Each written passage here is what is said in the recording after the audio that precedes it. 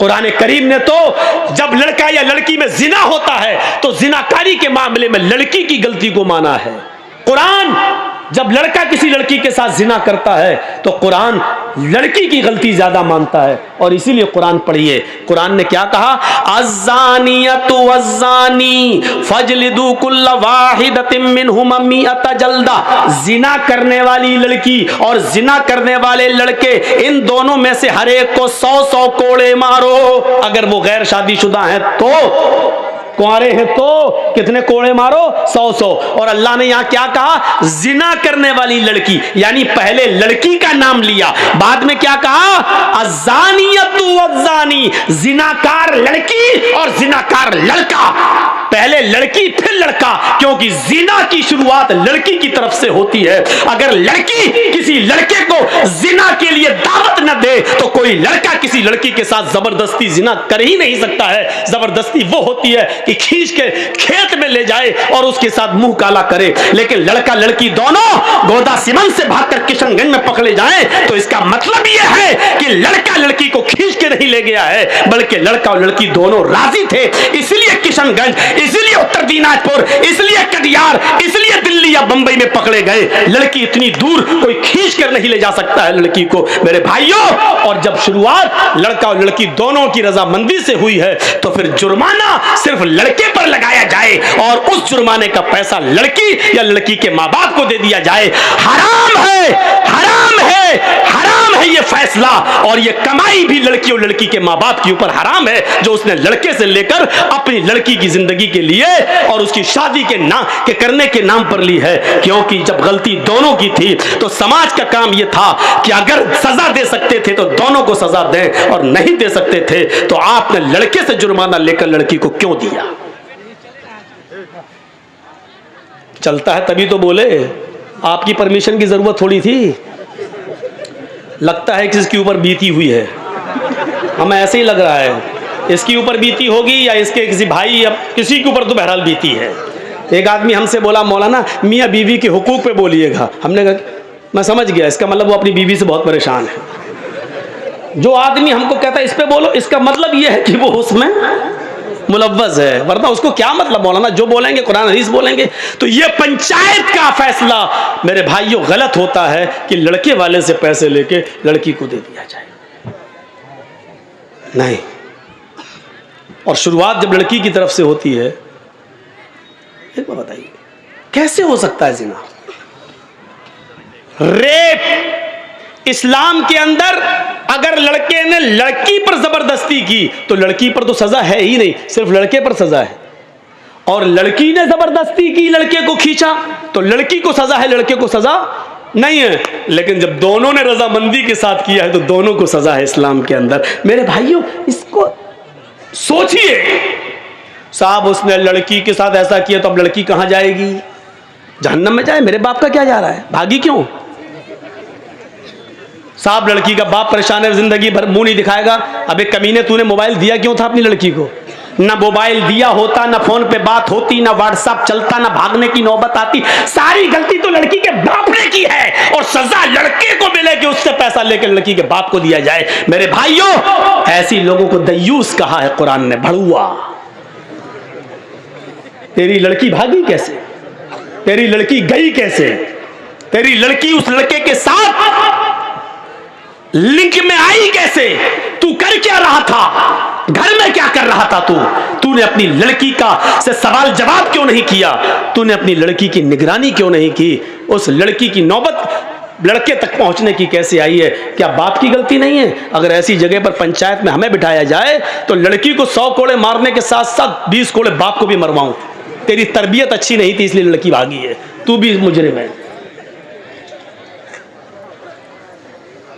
जिनाकारी के मामले में, रेप के मामले में लड़कियों का किरदार आगे जा रहा है। मेरे भाइयों समाज के लोगों को चाहिए कि सिर्फ एक तरफा सजा ना सुनाई जाए, एक तरफा सजा ना सुनाई जाए।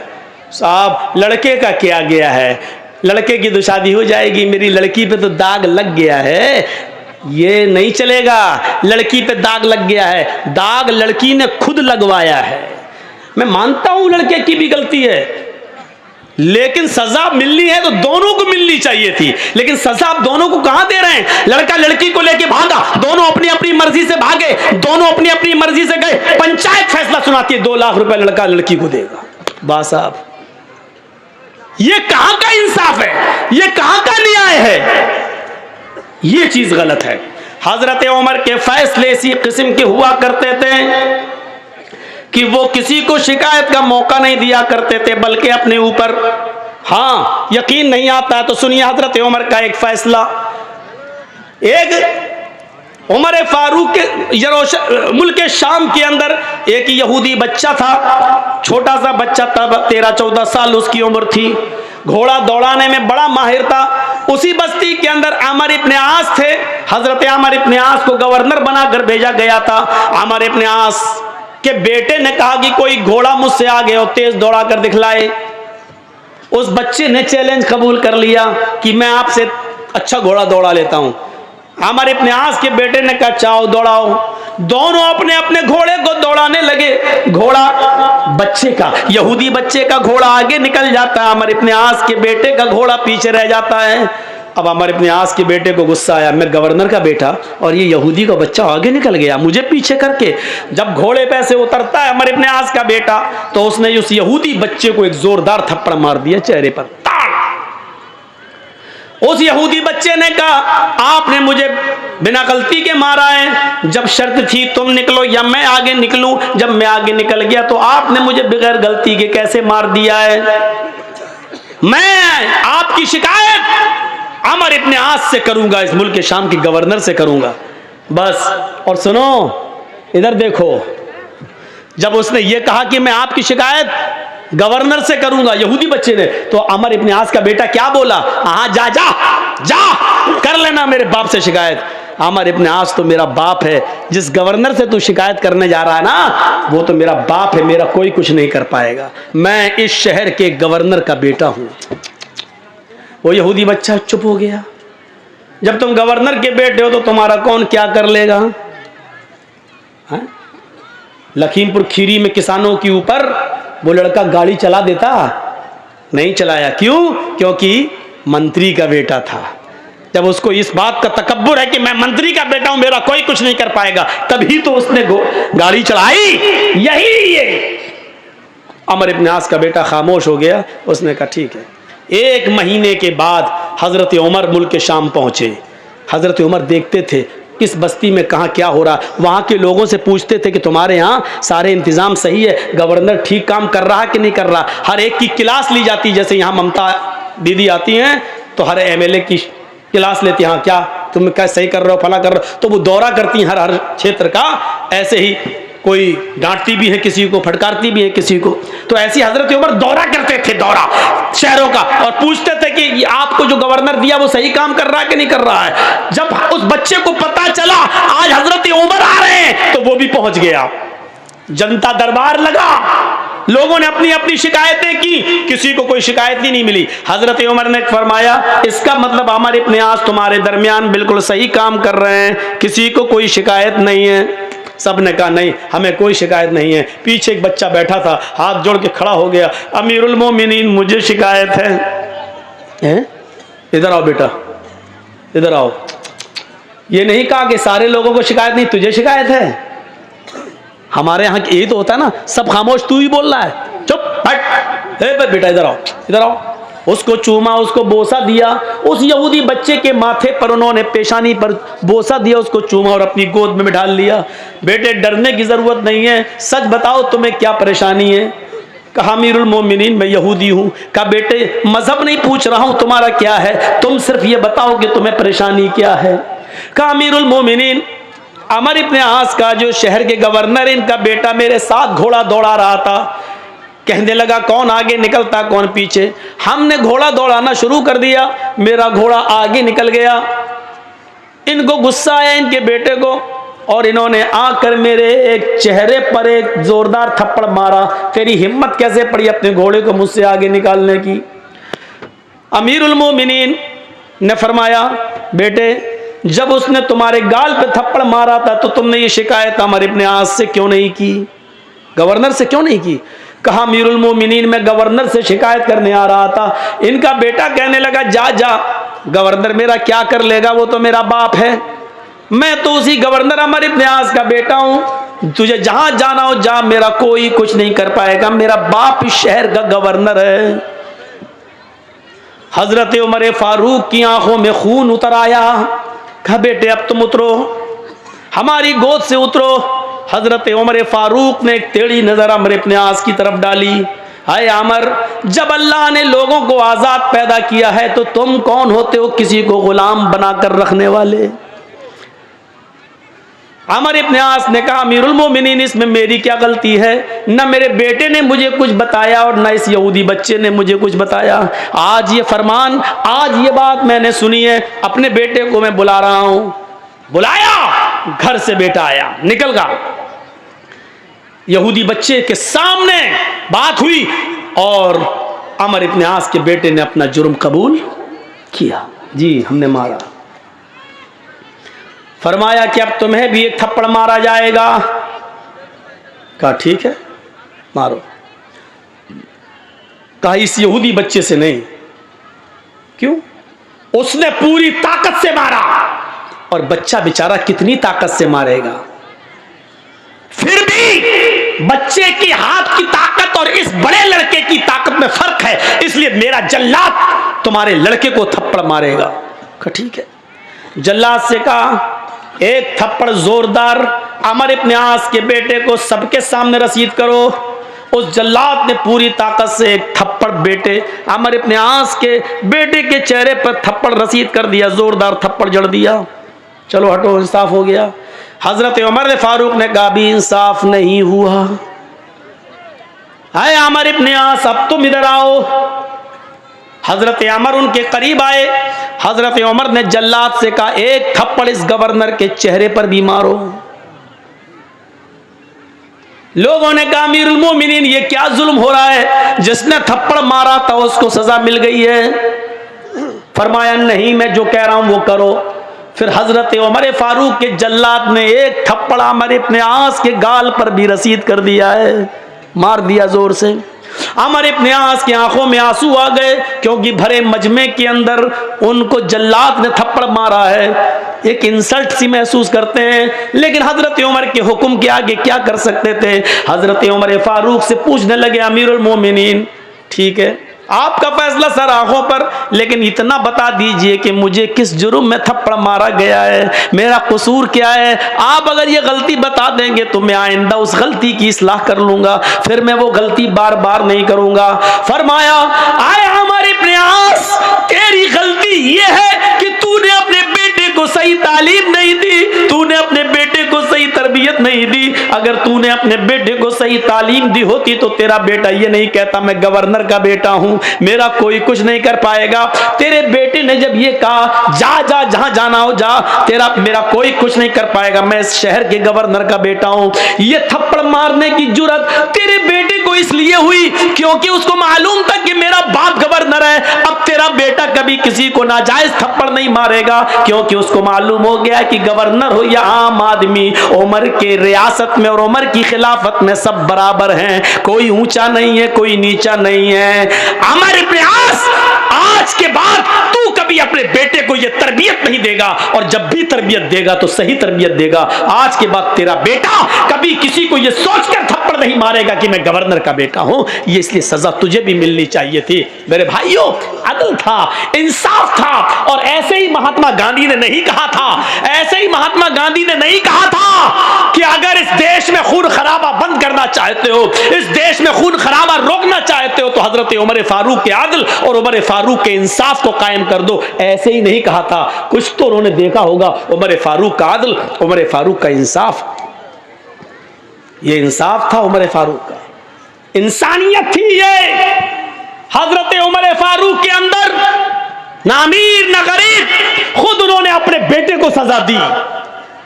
जानते हो, इसी मुल्क के शाम के अंदर उनका बेटा रहता था, और उसने खजूर के सड़ जाने के बाद जब वो नबीज बन गई और उसमें नशा आ गया, तो हजरत उमर फारूक के बेटे ने वो पी लिया था। और पीने के बाद उनको नशा आ गया। उन्होंने कहा ये तो गलत हुआ मेरे साथ, मैं समझा कि सही है लेकिन नशा आ गया इसके अंदर, तो खजूर सड़ गई, नबीज बन गई।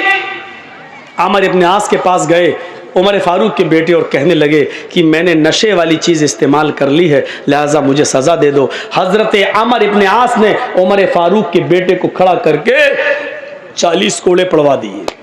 याद रखना कितने? 40।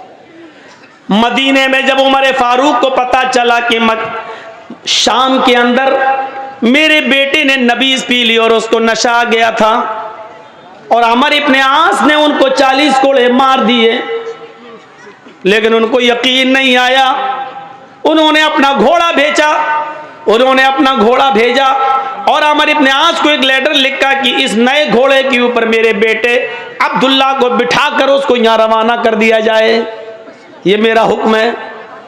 लिहाजा जब ये घोड़ा मुल्क शाम पहुंचता है तो इस घोड़े के ऊपर बैठकर अमर इब्न आस ने उनके बेटे यानी उमर फारूक के बेटे को मुल्क मदीने के अंदर रवाना कर दिया।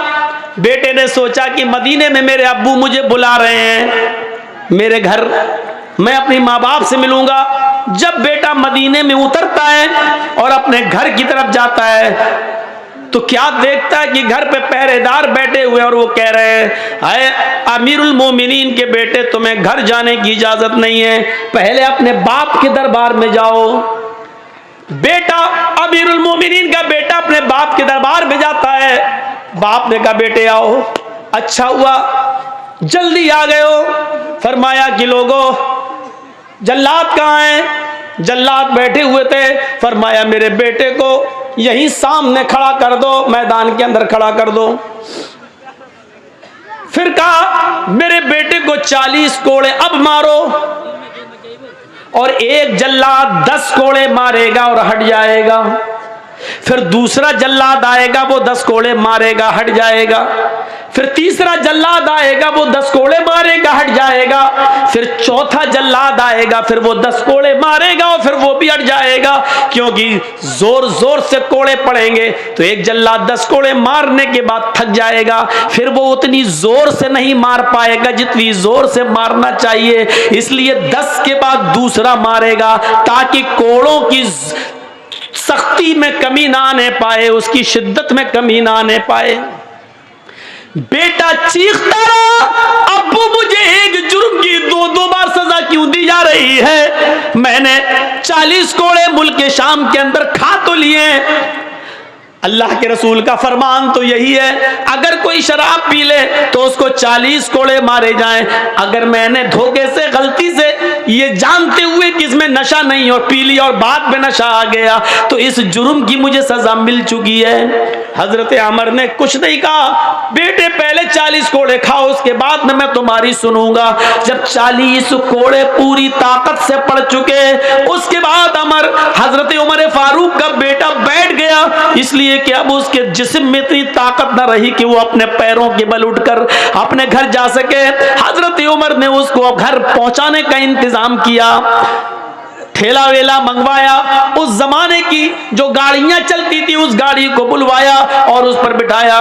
बेटे ने कहा अब्बू जान आपने जो किया होगा वो अच्छा ही किया होगा, लेकिन इतना मुझे पता है कि आपने आज मेरे साथ अच्छा नहीं किया है, क्योंकि जिस जुर्म की सजा मैं पा चुका था मुझे दोबारा उस जुर्म की सजा क्यों मिली है?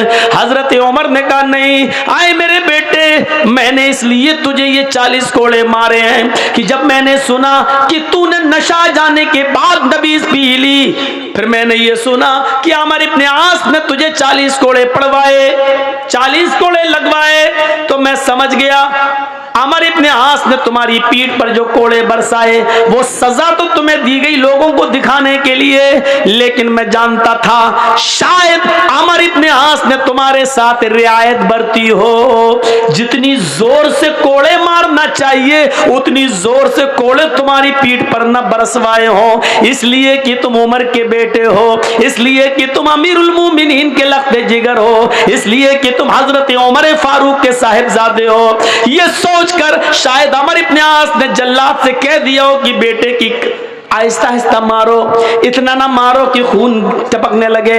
मेरे बेटे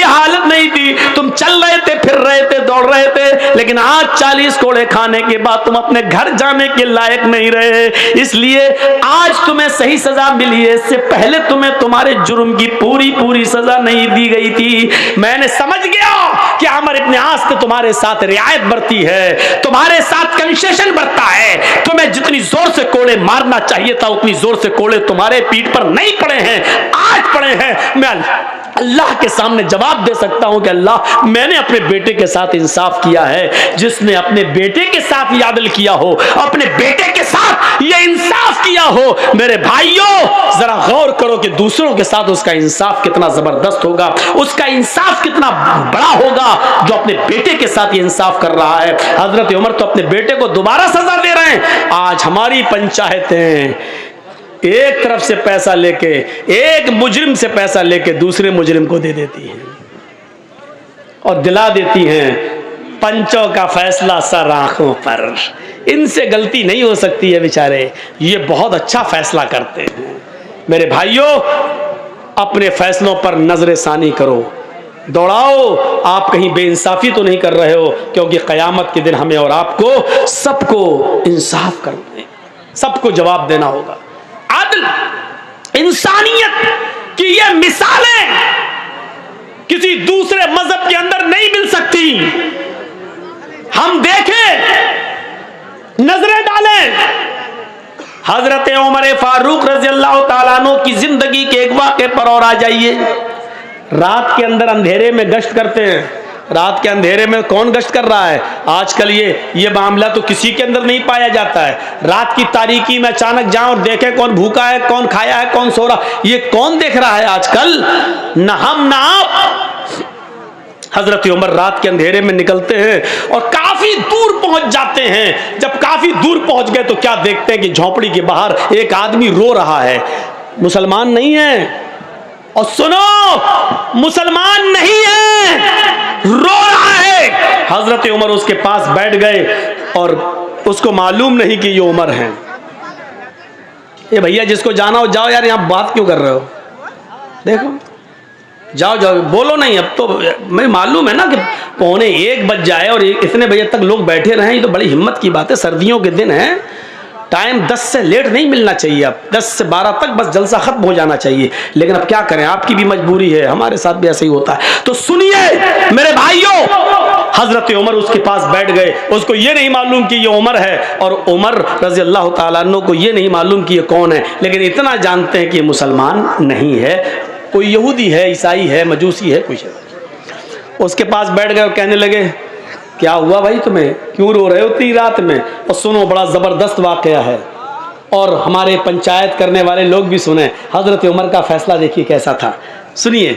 उस आदमी ने कहा, अरे जा यार, तू यहाँ आके बैठ गया, मेरा दिमाग वैसे ही ख़राब है, तू और ख़राब करने आ गया। होता है ना, एक आदमी को टेंशन हो और आप उससे बार बार पूछें क्या, तो गुस्से में झुंझला जाएगा वो, अबे जा यार हट। तो वो तो वैसे ही टेंशन में था। हजरत उमर उसके पास बैठ के कहने लगे, भाई क्या हुआ? तो उसने कहा, कुछ नहीं हुआ। बैठ गए, कुछ तो हुआ है। अरे जा यार, अपना काम कर तू, और मेरा दिमाग खराब करने आ गया। अरे सुनो, तुम्हें टेंशन है, मुझे भी टेंशन है। देखिए हजरत उमर उल्टा चलते हैं। तुम भी रात में यहाँ बैठे हो, मैं भी रात में आया हूँ, चलो एक काम कर रहे, तुम अपना दर्द बांटो, हम अपना दर्द बांटते हैं। अब उसने सोचा, चलो ये भी परेशान है, मैं भी परेशान हूँ, रात में, इतनी रात में कौन निकलता है? तो दो परेशान एक जगह बैठ गए। हालांकि हजरत उमर परेशान नहीं थे, लेकिन उसकी परेशानी जानने के लिए परेशान बन गए। उसने कहा, भाई, हजरत उमर ने कहा, बताओ क्या बात है?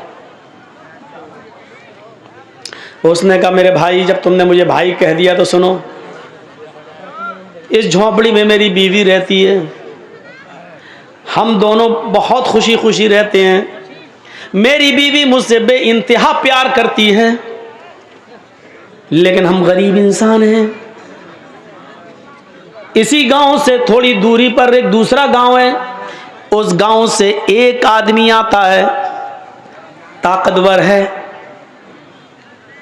हैंडसम है, खूबसूरत है, ताकतवर है, और वो जैसे ही आता है वो सीधे मेरी झोंपड़ी में घुसता है, मुझे कान पकड़ के बाहर निकाल देता है, मेरी बीवी बड़ी खूबसूरत है।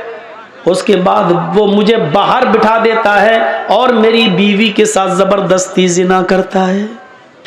मेरी बीवी के न चाहने के बावजूद भी वो उसको मजबूर कर देता है और वो उसके साथ ज़िना करता है। हज़रत उमर फारूक ने पूछा, अच्छा इतनी बड़ी बात क्या? अच्छा ये बताओ क्या वो अभी है? कहा नहीं। तो आया और चला गया। मैं कुछ भी नहीं कर पाता हूँ, अपनी बीवी की कोई मदद नहीं कर पाता। अच्छा तो ये बताओ अब वो कब आएगा? हज़रत उमर ने जब ये पूछा कि वो कब आएगा तो उसने जवाब दिया, एक दिन छोड़ कर आता है। यानी आज वो गलत काम करके गया है, अब वो कल नहीं आएगा, परसों आएगा। हज़रत उमर फारूक ने कहा ठीक है, परसों मैं आऊँगा और तुम्हारी मदद करूँगा। उसने कहा तू खुद परेशान है, अपनी मदद तो कर नहीं पा रहा, मेरी मदद क्या करेगा?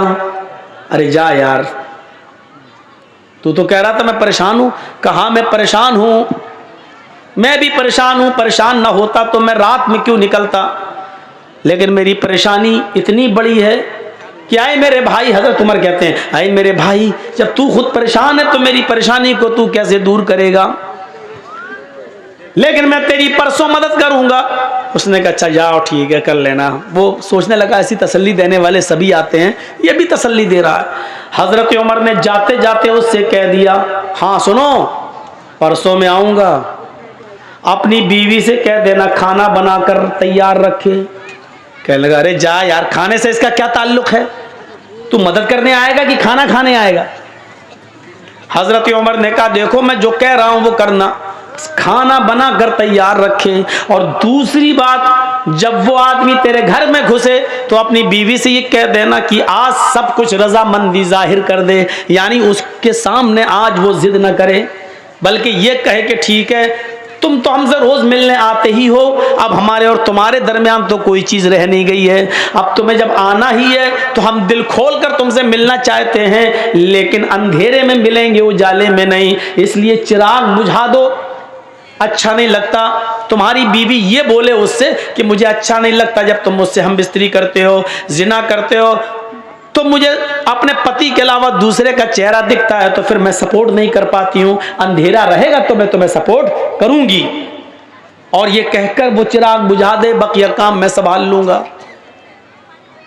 अब वो सोचने लगा क्या ये संभालेगा अंधेरे में है? वो दुनिया भर की बातें सोचने लगा, लेकिन उसने सोचा चलो। हजरत उमर फारूक वक्त से पहले आ गए, दूसरे एक दिन छोड़कर दूसरे दिन देखा झोपड़ी के बाहर वो आदमी टहल रहा है। हजरत उमर फारूक ने कहा ठीक है मैं आ गया हूं तुम्हारी मदद है। उसको पता ही नहीं कि क्या करेंगे, झोपड़ी के पीछे छिप जाते हैं और उस आदमी से कहते हैं कि तुम अपनी बीवी के पास जाओ, वो आएगा तो तुम्हें खुद ही कान पकड़ के बाहर निकालेगा। वो आदमी अपनी बीवी के पास चला जाता है, रात थोड़ी और अंधेरी होती है। हजरत उमर थोड़ी दूर से ये मंजर देख रहे हैं। थोड़ी देर के बाद वो एक आदमी को आते हुए देखते हैं, लेकिन शक्ल नहीं समझ में आती है कि कौन है, अंधेरे की वजह से। वो आदमी आता और सीधे झोपड़ी में घुस जाता है और उस आदमी को यानी उसके शौहर को झोपड़ी से निकाल के बाहर कर देता है। चलो, और वहीं चला गया। सारे काम समझा चुके थे। बीवी बोली ठीक है भाई, अब तुम तो आते ही हो हमारे पास, अब जिद करने से क्या फ़ायदा, हमें भी कोई फ़ायदा मिलेगा नहीं, हम भी ज़िंदगी के मज़े लेना चाहते हैं। एक काम करो, जब तुम हमारे साथ मिलते हो रोशनी में, तुम्हारा चेहरा जब आता है तो पति की जगह जब मैं तुम्हें देखती हूँ तो मैं डर जाती हूँ। एक काम करो, चिराग बुझा दो और उसके बाद हमसे मिलो, फिर देखो हम तुम्हें कितना खुश करते हैं। उसने कहा चलो, अब अपने आप ही तैयार हो गई है। चिराग बुझा दिया। जैसे ही चिराग बुझता है, हज़रत उमर फारूक ज़्यादा लेट नहीं होते हैं, क्योंकि अगर लेट होंगे तो कहीं ज़िनाकारी ना हो जाए, उसको भी बचाना है, इसकी बीवी को उस ज़िना से बचाना है। जैसे ही चिराग बुझता है, हज़रत उमर झोंपड़ी के अंदर घुस जाते हैं। अब डर था, झोंपड़ी के अंदर घुसने के बाद ये डर था कि मैं अपनी तलवार चलाऊं तो अंधेरे की वजह से कहीं तलवार खता न कर जाए, जिनाकार के बजाय कहीं उस आदमी की बीवी की गर्दन पर तलवार न चल जाए। इसलिए उस आवाज की तरफ जाना था जो मर्द की आवाज हो। हजरत उमर ने कहा कौन? वो समझा कि इसका शौहर आ गया, वो समझा कि इसका शौहर आ गया। अभी तो चिराग बुझा, अभी तो कुछ हुआ ही नहीं, तू अंदर घुस गया। हजरत उमर ने फौरन उस आवाज की तरफ लपके, समझ गए कि आवाज कहां से आ रही है। फौरन लपके और उसके बड़े बड़े बाल जो थे, जैसे ही उसके सर को पकड़ा तो उसके बड़े बड़े बाल हजरत उमर फारूक के हाथ में आ गए। अब बड़े बाल से फिर शक में पड़ गए, कहीं ये उस औरत के बाल तो नहीं है, क्योंकि आदमी के भी बाल बड़े थे। तो अब ये डर पैदा हुआ कि कहीं ये बाल मरोड़ा उसको। अब उसकी मुंह से फिर निकलवाना चाह रहे हैं कुछ बात। उसने कहा अबे क्या कर रहा, अबे क्या कर रहा। समझ गए कि ये मर्द ही है, आदमी ही है। हजरत उमर फारूक ने फौरन तलवार उसकी गर्दन के ऊपर चला दी और उसको कत्ल कर दिया। गर्दन एक तरफ पड़ी हुई है और धड़ एक तरफ पड़ा हुआ है। और जल्दी कहा मेरी बहन जल्दी से चिराग जलाओ। चिराग जलाया, चिराग जैसी जला, रोशनी हुई, गर्दन एक तरफ देखी, धड़ एक तरफ देखा, नजरें आसमान पे डालते हजरत उमर और कहते हैं अल्हम्दुलिल्लाहि रब्बिल आलमीन। मेरी बहन खाना बना कर रखा था कि नहीं? उसने कहा जी भाई खाना है। फरमाया जल्दी लाओ। खाना दस्तरखान पर लग जाता है, उस आदमी की खोपड़ी पड़ी हुई है, खून पड़ा हुआ है, और वहीं पर बैठकर हजरत उमर पेट भर के खाना खाते हैं, पेट भर के खाना खाते हैं। वो आदमी बार बार देख रहा है, लाश के पास बैठ के खाना खा रहा है। और जब खाना खा चुके तो चलने लगे। उस आदमी ने पीछे से पकड़ा, भैया कहाँ जा रहे हो? कहा जा रहा हूं अपने घर। ये लाश का, लाश क्या, उसका तो काम हो गया। कहा अगर इस मुल्क के अमीरुल मोमिनीन को उमर फारूक को अगर पता चला और सुबह चर्चा हुआ कि इस घर में लाश निकली, तो कहीं ऐसा न हो कि इसके कत्ल के इल्जाम में मेरी गर्दन उड़वा दें। तुम उमर का इंसाफ नहीं जानते हो। हजरत उमर मुस्कुराते हैं और कहते हैं तुम्हें डरने की जरूरत नहीं है। कल सुबह मेरे ही दरबार खिलाफत से कुछ लोग आएंगे, अभी आएंगे थोड़ी देर के बाद, और इसकी डेड बॉडी को उठाकर ले जाएंगे। उसको सीने हीने के बाद जाकर कब्र में दफन कर देंगे। तुम्हें कुछ करने की जरूरत नहीं है। हैं भैया तुम हो कौन? कहा मैं ही अमीरुल मोमिनीन हूं, मैं उमर हूं। और मैं उस दिन तुम्हारी दास्तान सुनने के बाद बहुत परेशान हुआ।